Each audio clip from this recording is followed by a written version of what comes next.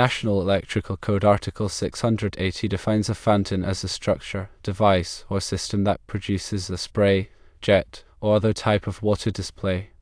This definition does not specifically exclude ponds, so it is reasonable to assume that a submersible pump installed in a pond meets the definition of a fountain.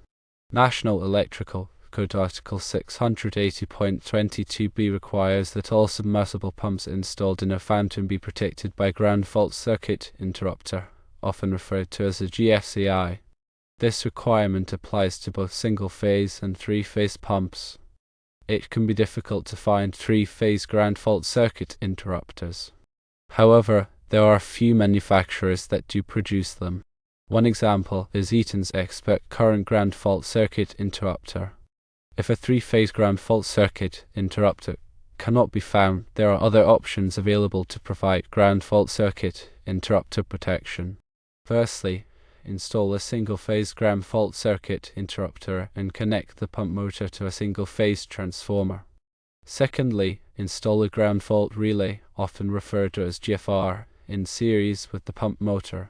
A ground fault relay is similar to a ground fault circuit interrupter, but it does not trip the circuit. Instead, it sends a signal to an alarm or other device. Thirdly, install a floating ground fault circuit interrupter. A floating ground fault circuit interrupter is a portable device that can be plugged into a standard outlet and then connected to the pump motor.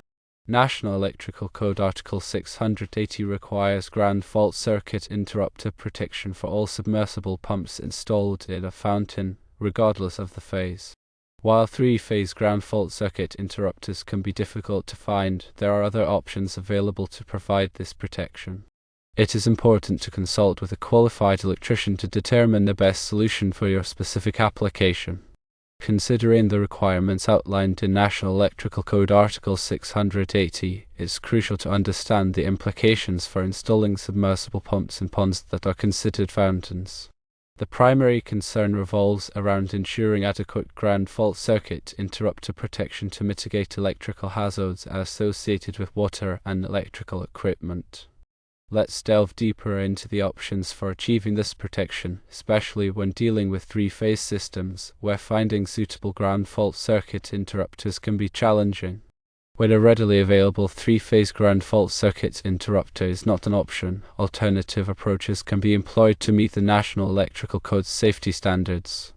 The first approach involves utilizing a single-phase ground fault circuit interrupter in conjunction with a single-phase transformer. This setup essentially isolates the three-phase pump motor from the main power supply and provides ground fault protection on the single-phase side. The transformer steps down the voltage to match the pump motor's requirements, while the single-phase ground fault circuit interrupter monitors for ground faults on the secondary side of the transformer, effectively protecting the pump. The second method entails installing a ground fault relay in series with the pump motor. Unlike a ground fault circuit interrupter, a ground fault relay does not directly trip the circuit upon detecting a ground fault. Instead, it triggers an alarm or activates another device to alert personnel to the fault condition. This approach requires a separate control system to disconnect the power supply to the pump motor in the event of a ground fault. While a ground fault relay provides valuable fault detection capabilities, it's essential to ensure that the associated control system is reliable and capable of promptly disconnecting the power to prevent potential hazards. The third option involves using a floating ground fault circuit interrupter. This portable device can be plugged into a standard outlet and then connected to the pump motor. The floating ground fault circuit interrupter offers a convenient and flexible solution for providing ground fault protection, especially in situations where a permanent installation is not feasible or practical. However, it's crucial to ensure that the floating ground fault circuit interrupter is properly rated for the pump motor's voltage and current requirements, and that it is installed and maintained in accordance with the manufacturer's instructions. Furthermore, regular testing of the ground fault circuit interrupter is essential to verify its functionality and ensure that it will trip reliably in the event of a ground fault. When implementing any of these alternative ground fault protection methods, it's imperative to consider the specific characteristics of the installation, including the pump motor's voltage, current, and horsepower ratings, as well as the environmental conditions and the presence of any other electrical equipment in the vicinity. Consulting with a qualified electrician is highly recommended to assess the installation requirements and determine the most suitable ground fault protection solution. In addition to the ground fault protection requirements, National Electrical Code Article 680 also addresses other safety considerations for electrical equipment installed in or near fountains and ponds. These include requirements for bonding and grounding, wiring methods, and the use of approved enclosures and fittings. Bonding and grounding are essential for minimizing the risk of electric shock by providing a low impedance path for fault currents to return to the source. All metal parts of the electrical system, including the pump motor housing, conduit, and enclosures, must be properly bonded together and connected to a grounding electrode system. This ensures that any fault currents will be safely conducted back to the source, causing the overcurrent protective device, such as a circuit breaker or fuse, to trip and energize the circuit.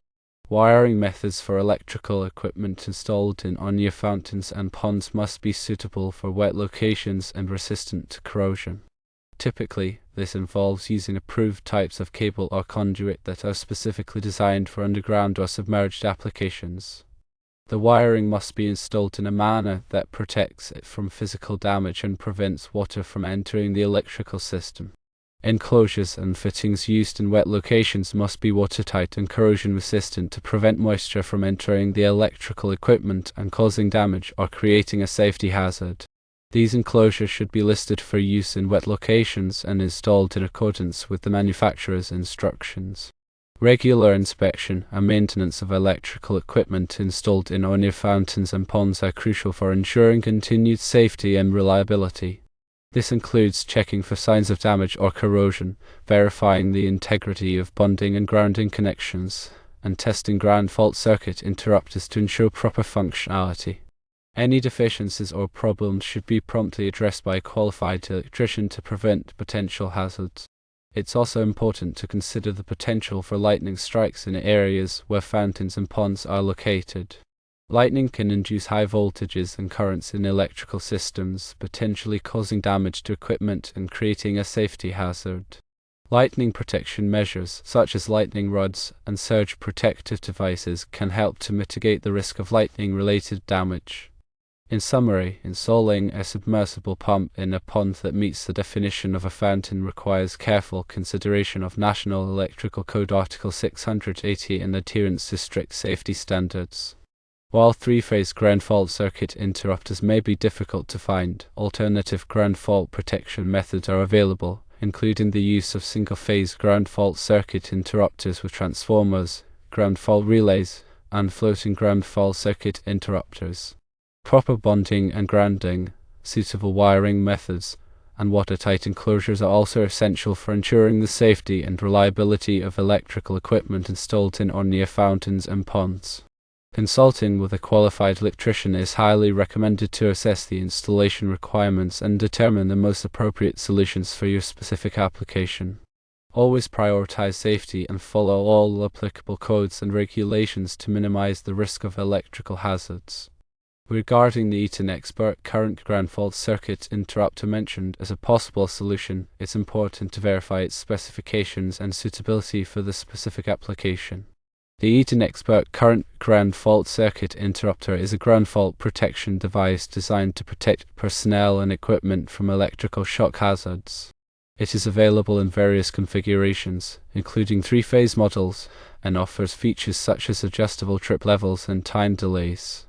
When selecting a ground fault circuit interrupter, it's essential to ensure that it meets the voltage, current, and frequency requirements of the pump motor and the electrical system. Additionally, the ground fault circuit interrupter's trip level should be set appropriately to provide adequate protection without causing nuisance tripping. The time delay setting can also be adjusted to coordinate with other protective devices in the system.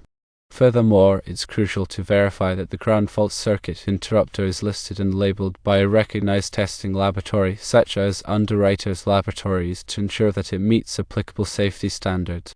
The ground fault circuit interrupter should be installed in accordance with the manufacturer's instructions and all applicable codes and regulations. Regular testing of the ground fault circuit interrupter is essential to verify its functionality and ensure that it will trip reliably in the event of a ground fault. Test procedures typically involve using a ground fault test device to simulate a ground fault and verify that the ground fault circuit interrupter trips within the specified time. When using a single-phase ground fault circuit interrupter with a 3-phase pump motor, it's crucial to properly size the transformer to match the voltage and current requirements of the motor. The transformer should be rated for continuous duty and designed to withstand the load imposed by the pump motor.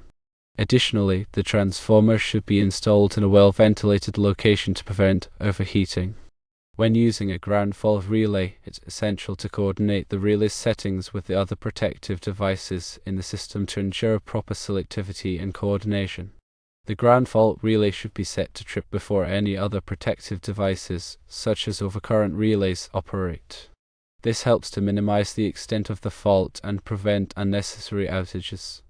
The ground fault relay should also be tested regularly to verify its functionality and ensure that it will trip reliably in the event of a ground fault. When using a floating ground fault circuit interrupter, it's crucial to ensure that it is properly grounded and that the grounding conductor is connected to a suitable grounding electrode system. The floating ground fault circuit interrupter should also be protected from physical damage and environmental factors.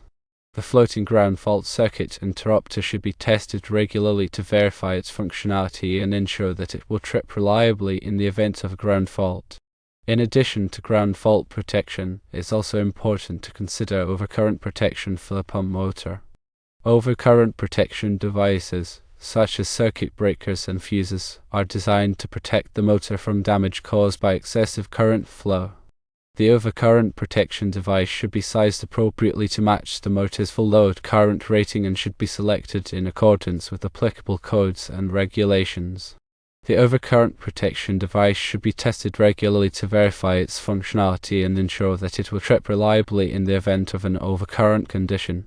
Surge protection is another important consideration for electrical equipment installed in or near fountains and ponds. Surge protective devices are designed to protect equipment from voltage surges caused by lightning strikes or other transient events. The surge protective device should be installed in accordance with the manufacturer's instructions and should be selected based on the expected surge voltage levels in the area. The surge protective device should be tested regularly to verify its functionality and ensure that it will provide adequate protection in the event of a surge. In conclusion, providing adequate ground fault protection for submersible pumps installed in fountains and ponds requires careful consideration of National Electrical Code Article 680 and adherence to strict safety standards. While 3-phase ground fault circuit interrupters may be difficult to find, alternative ground fault protection methods are available, including the use of single-phase ground fault circuit interrupters with transformers, ground fault relays, and floating ground fault circuit interrupters.